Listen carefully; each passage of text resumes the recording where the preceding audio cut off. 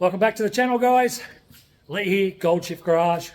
Here we are. Christmas has been, New Year's has been, now New Year's Day, and it's time to get back into the old ute. I've had a couple of weeks break, haven't done anything. It's been nice actually.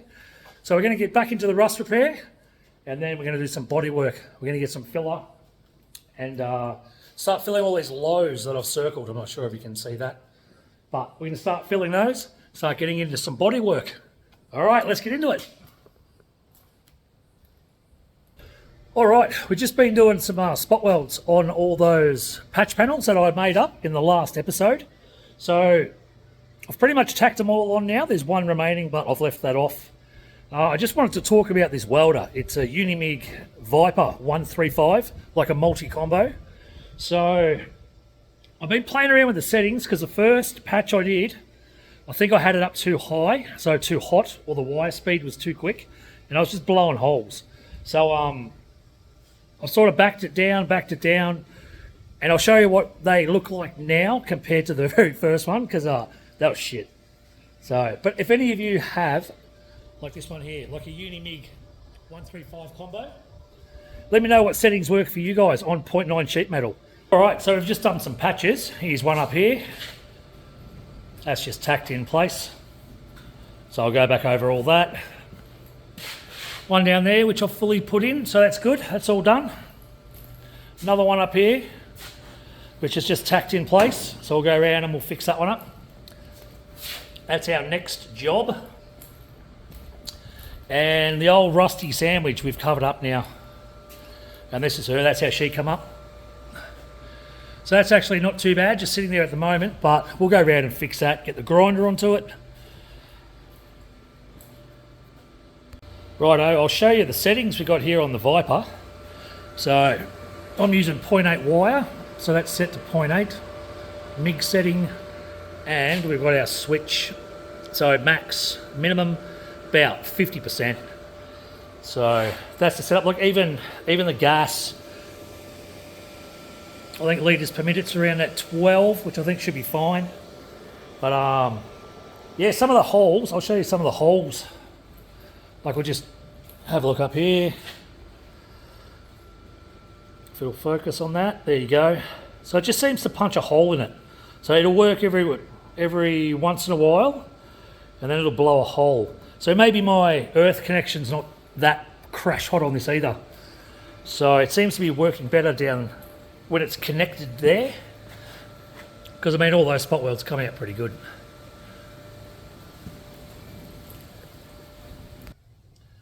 All right, well that wasn't a bad day on the welder, like, to be honest.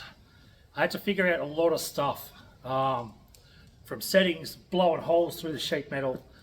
This is the last one. It actually turned out pretty good. So I think the fabrication of this panel, considering I did all those indentations on a block of wood with a hammer. So all about trial and error, isn't it? I'm learning more about this welder every time I use it. I think I'm getting a little bit better. It's definitely not the best workmanship, but I'm getting better. All right, tomorrow we'll just continue on. I'll just keep tacking, fill these in, grind them off.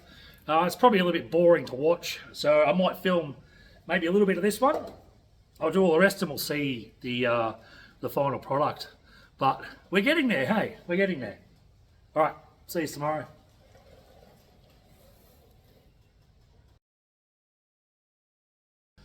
All right, well, it's the next morning now. I actually finished off this patch last night, and I tell you, I learned a valuable lesson last night. Have a few beers, don't weld and drink. Have a look at this. This is shocking. Like, get out of that light. Like, this is terrible. This is why you concentrate on what you're doing, otherwise you end up with this shit. And I'm a big believer in promoting all your wins and showing all your losses. And this is a loss. I'm going to have to redo this patch. I'm going to have to grind it out, cut it, recut another piece, because this is shit. All right, I'll show you.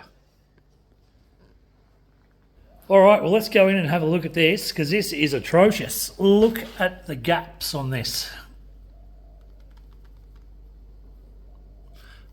Down here, spot welds, not too bad. Up here, that gap that gap's too big. So I'm just going to rip it out, like even down here. Like that's terrible. Up in the corner. So I'm actually just going to come back. We're going to cut a whole new section. And we'll cut a whole new patch and we'll put that in. That is a loss and that is terrible. And that's not staying there. Well, there you go. There's a good example of a shit weld. And that is a proper shit weld. I admit it. I'm going to have to cut it out, waste my time and redo it. But hey, this is what happens when you're doing something like this in your shed. You learn, you redo it, you move on, learn from it.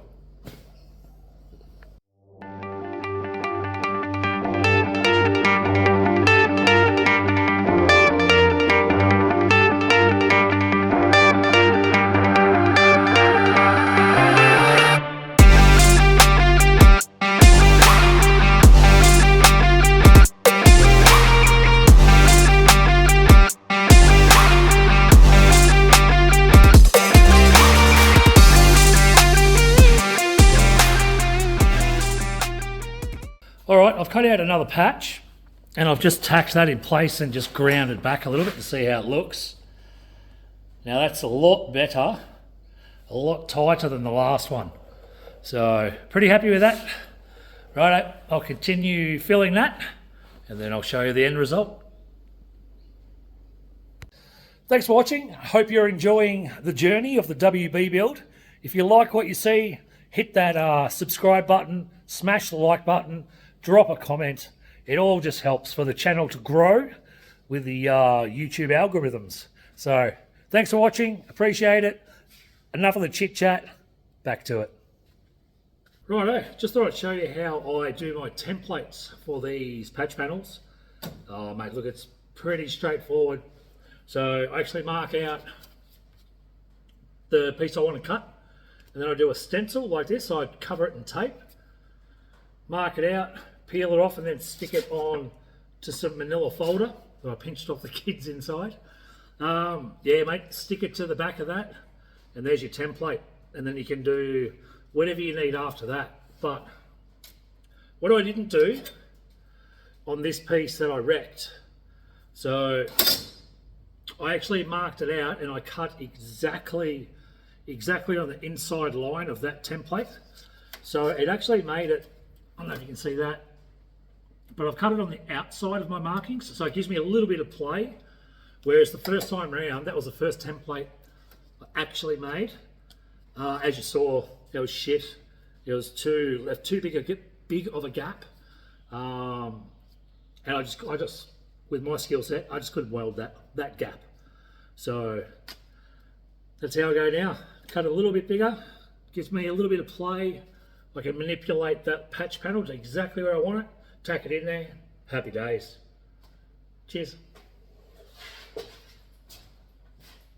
Righto, so I've just gone over those patches with rust converter, wax and grease remover. I'm going to treat those before I tack them up and seal them. So you can see that's all done. It's got like a really weird film over the top of it. So that's doing its job. I've done that on the outside and the inside. Same as this patch here, outside and inside done. And same as this one up here, just before we tack this up and seal it. But what I did come across, and I actually forgot all about, was this dirty patch here. So I'll get the grinder onto it. We'll see how good or bad it is. Considering I'm not building a show car, right? Considering I'm not doing that, I might just weigh it up whether I repatch it or we just fill it, grind all that shitty weld back, fill it, because that's where your bumperettes are going to sit. Or in this case, actually going to try and do a whole bumper. So we'll see how we go. But that's the job for now, I think. We'll grind that back while waiting for this rust converter to do its job. We'll go from there.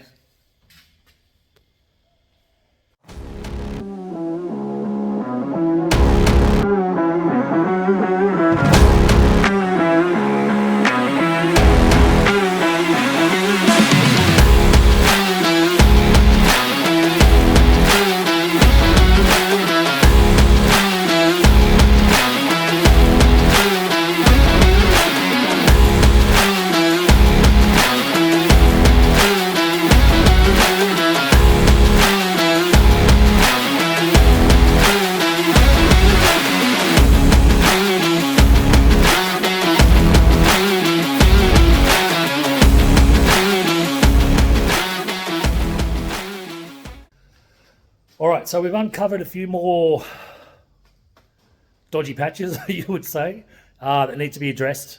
But thankfully, when we sandblasted this body, when it was back to bare metal, we rust treated it and then epoxied it. So hopefully that's will help us out in the long run. But the more I dive into this body, the more I'm finding. So I'm just wondering, filler or fiberglass on some of those holes. Because where those bumperettes sit, you're not going to see it. It's not really structural. So I'm thinking maybe fiberglass on a couple of those holes, but let me know what you think on those holes, like whether fiberglass or filler would be better. So, all right, we'll get back into it. So I guess fiberglass and filler both have their place in the bodyworks, right? So it may be fiberglass resin instead of the sheets. Maybe a resin would be better for those deeper holes, and then you can put a skim of bog over the top of it. But yeah, I guess we'll weigh it up and we'll see what the best decision is for some of these deeper holes. But I'm thinking a bit of fiberglass at the moment. Righto, so I've done a test last night with that fiberglass resin just on this corner. So there's no, you remember like that there was quite a large hole. So I've just put some fiberglass filler in there and just around on this side. We'll sand that back, that's completely dry, just as a test, just to see how it works. Like, we can always get rid of it afterwards if it's no good. But this is what I'm using. It's just a Sepatone glass fibre filler, 5:1 ratio mix with the hardener. Yeah, we'll give it a go. Like I said, we'll try that little section there. We'll sand it back now and we'll see what the outcome is.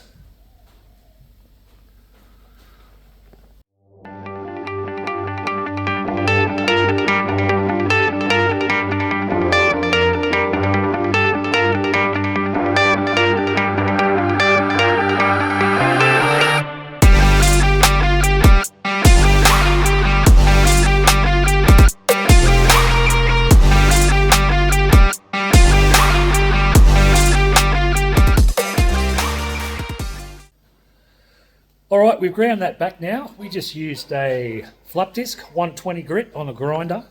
So it came up pretty good. So pretty happy with that little corner. Like, that's probably the only section I'm actually going to use that filler. But if you are going to use it, make sure you wear dust mask, because the amount of dust and fibres come off that, yeah, it's a lot. So wear a dust mask. All right, let's go and have a look. All right, let's go in and have a look. Ah, there's me shed, mate. How are you, girl? All right. See, that hasn't come up too bad, really. So, little section down there. Ready to have a bit of a skim over the top now. And that big dirty hole that was there yesterday is now gone. So, thankfully there was no rust in it. It was cut out.